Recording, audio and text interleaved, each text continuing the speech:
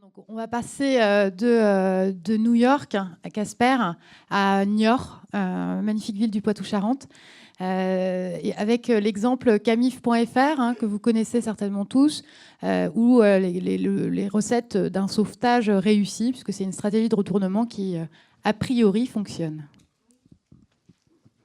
Alors effectivement, on change d'ambiance parce qu'on va passer dans le Made in France.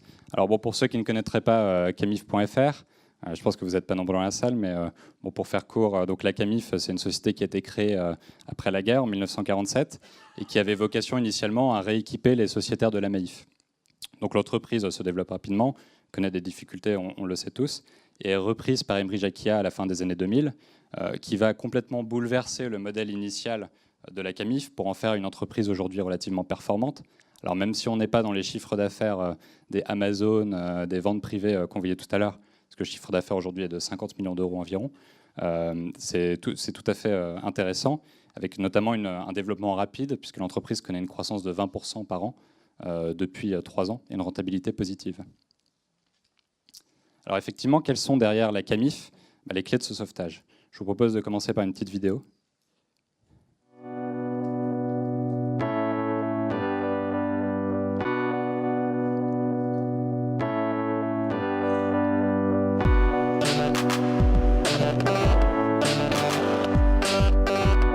PME familiale.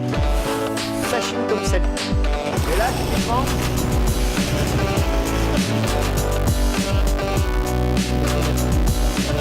ce bureau est super.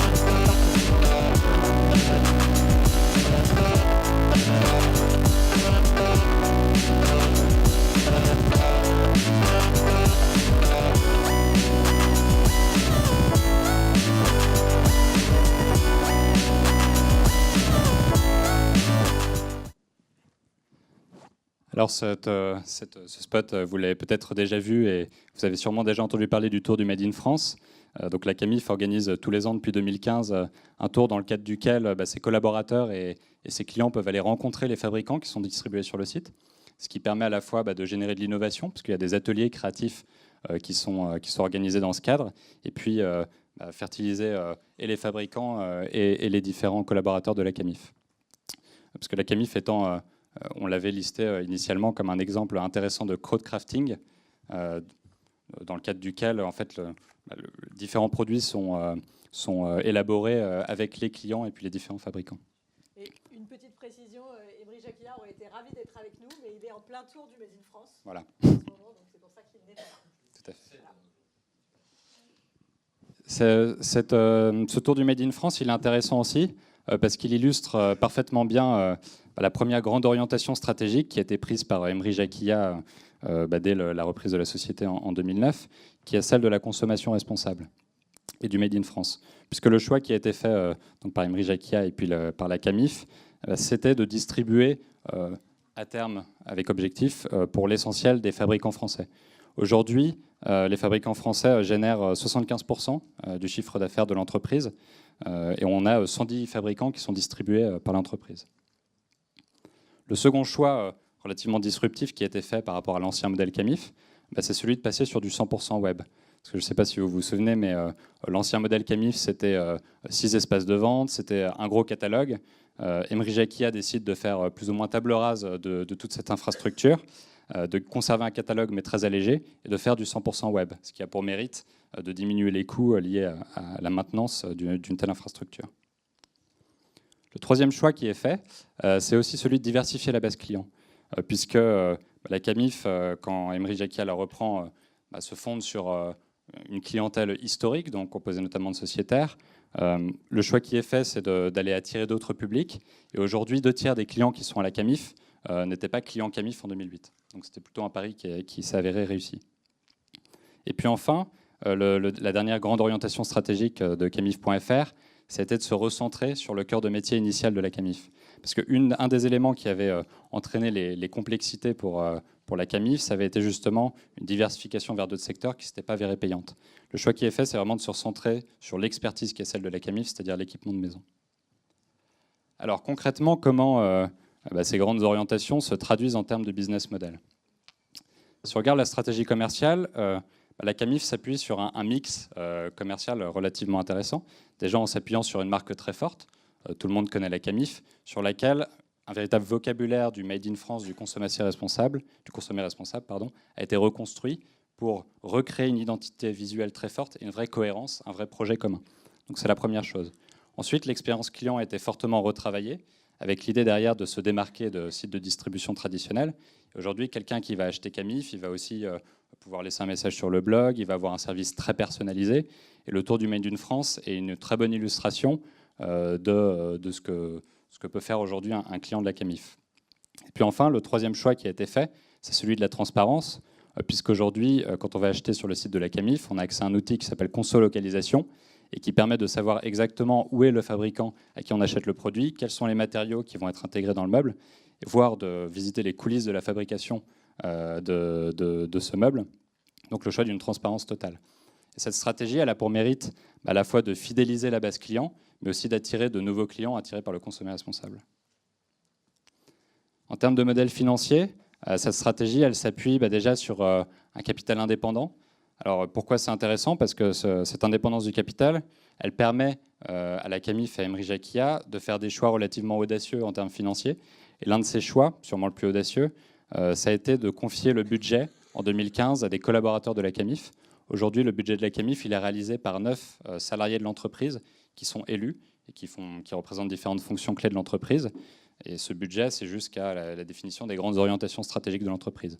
C'est un choix qui s'avérait payant puisque la première année, en 2016, la marge de l'entreprise a été multipliée par 6 au premier trimestre par rapport au premier trimestre de l'année 2015. Ce qui a aussi pour mérite de renforcer considérablement l'implication des salariés dans leur entreprise. En termes de modèle industriel, on retrouve aussi cette optique de consommer, produire responsable, puisque si on regarde au début de la chaîne, les approvisionnements, 80% des approvisionnements sont réalisés en France, pour certains dans la région de l'entreprise autour de Niort, ce qui a pour mérite d'une part de renforcer la proximité entre l'entreprise et ses fournisseurs, et puis d'améliorer surtout l'impact territorial de l'entreprise en France. Et si on regarde les livraisons, on retrouve aussi un modèle équilibré avec 50% des livraisons qui sont effectuées par l'entreprise qui passent par des stocks qui sont gérés par l'entreprise, notamment des petits équipements, 50% des livraisons qui sont réalisées directement via de la contre-marque, et puis depuis 2016, une marketplace, puisque la Camif est devenue marketplace, ce qui permet donc aux fabricants de vendre directement sur le site leurs produits, et la Camif touche une commission. Donc on a là, derrière ce modèle, un modèle relativement équilibré, avec l'idée aussi de limiter les coûts qui peuvent être induits par des stocks trop importants. En termes de ressources humaines, on note que le même choix d'impact territorial est fait, puisque si on regarde les ressources humaines, on a d'une part un effectif très resserré. Aujourd'hui, la Camif, c'est 50 collaborateurs, mais qui sont resserrés déjà sur les compétences clés de la distribution, c'est-à-dire chef de produit, web marketeur. Et le reste des autres compétences nécessaires à une entreprise comme la Camif va être externalisé. Alors ce choix, il a un avantage principal, c'est qu'il permet à la Camif de s'entourer des meilleurs, d'aller chercher les meilleurs en termes de relations clients, en termes de transport d'informatique, toujours avec cette volonté aussi de faire travailler des partenaires de proximité. Il permet aussi à l'entreprise de démultiplier son impact territorial, puisque pour un emploi qui va être créé à la Camif, une analyse indépendante a calculé que 14 autres emplois indirects étaient générés. Pour vous donner une comparaison, une grande enseigne de distribution, c'est entre 2 et 3 emplois indirects qui sont générés pour chaque emploi direct. Donc un impact très fort. Alors, là encore, comme Casper, la mise en place de ce modèle relativement vertueux ne s'est pas fait sans difficulté, et il y a encore des difficultés. Le premier enjeu qu'a rencontré Camif.fr, c'était de passer d'une organisation qui était somme toute très verticale, dans l'ancien modèle de la Camif, avec une hiérarchie assez forte, avec une internalisation très forte des différentes compétences, à une organisation très flexible, très agile. Et pour ce faire, ce qu'a fait Emery Jacquia, c'est mettre en place le faire par touches successives, mettre en place des actions successives année après année pour insuffler de l'innovation, insuffler de l'agilité dans son organisation. Notamment, un des exemples intéressants, et vous le voyez à l'écran, c'était l'invitation d'un artiste en résidence en 2013, donc qui, pendant 3 mois, jour après jour, faisait une performance artistique au sein de la Camif. Et ça avait pour objectif déjà de susciter l'interrogation perpétuelle des collaborateurs, créer de la communication, créer du lien, et puis générer des discussions. le budget participatif étant un peu l'aboutissement de ce processus d'ouverture, d'innovation ouverte. Un second enjeu que connaît la CAMIF encore actuellement, puisque celui de l'organisation flexible, on peut le considérer comme résolu, c'est celui des délais de fabrication. Puisqu'aujourd'hui, l'un des enjeux que rencontre la CAMIF, c'est de faire respecter ces délais par les fabricants avec lesquels elle va travailler. La CAMIF travaillant avec de nombreuses entreprises françaises, et notamment des PME, qui ne sont pas toujours armées des meilleurs systèmes de gestion logistique. L'un des enjeux de la CAMIF, ça va être justement de travailler auprès de ses partenaires pour améliorer ces délais, parce qu'on sait très bien qu'aujourd'hui, pour pouvoir être compétitif face à justement des Amazon qui ont des promesses de vente d'être livrés en 1 jour, 2 jours, on est obligé de respecter ces délais pour pouvoir être crédible. Alors au-delà de ces difficultés, ce qui caractérise la CAMIF aujourd'hui, ce sont aussi des forces et aussi des enseignements, en tout cas qu'on peut tirer pour la filière. La première chose, c'est la capacité qu'a eu la CAMIF déjà à construire une histoire cohérente, à reconstruire une histoire très forte, une identité visuelle très forte, sur la base d'une marque forte, pour pouvoir embarquer à la fois les clients et puis les consommateurs. C'est le premier point. Ensuite, l'une des forces de la CAMIF, c'est aussi sa capacité à avoir su s'inscrire dans des tendances de fond, que ce soit le consommer responsable, avant qu'Arnaud Montebourg en parle, ou encore le digital, qui est utilisé pour servir cette consommation responsable. Donc une capacité à avoir utilisé très intelligemment ces grandes tendances de fond qui traversent le marché de l'ameublement. Et puis, une force aussi tout à fait centrale de la CAMIF, ça je pense que vous l'aurez compris à travers les différents exemples qu'on a cités, mais c'est aussi sa capacité à innover sans cesse, à tous les ans à proposer une nouvelle chose, et aujourd'hui, le faire de manière ouverte avec les différents collaborateurs. Aujourd'hui, le grand projet de la CAMIF, c'est de passer de son modèle traditionnel de distributeur à un modèle de réseau social dans lequel elle va mettre en relation les différents clients de la CAMIF pour qu'ils puissent s'échanger, pour qu'ils puissent se vendre différents produits ou même discuter à travers des forums. L'un des points clés aussi qu'il faut retenir de la CAMIF et l'un des enseignements qu'on peut en tirer, c'est aussi le fait de s'être recentré sur son cœur de métier, que ce soit en termes de compétences internalisées au sein de l'entreprise que de secteurs visés, ce qui a permis derrière de gagner en agilité et puis d'être vraiment crédible là-dessus. Et puis enfin, on ne pourrait pas parler de la CAMIF sans son écosystème de partenaires, puisqu'aujourd'hui, l'entreprise a noué des relations très fortes avec ses fournisseurs, avec son réseau de fabricants, que ce soit à travers le tour du Made in France ou même un travail quotidien.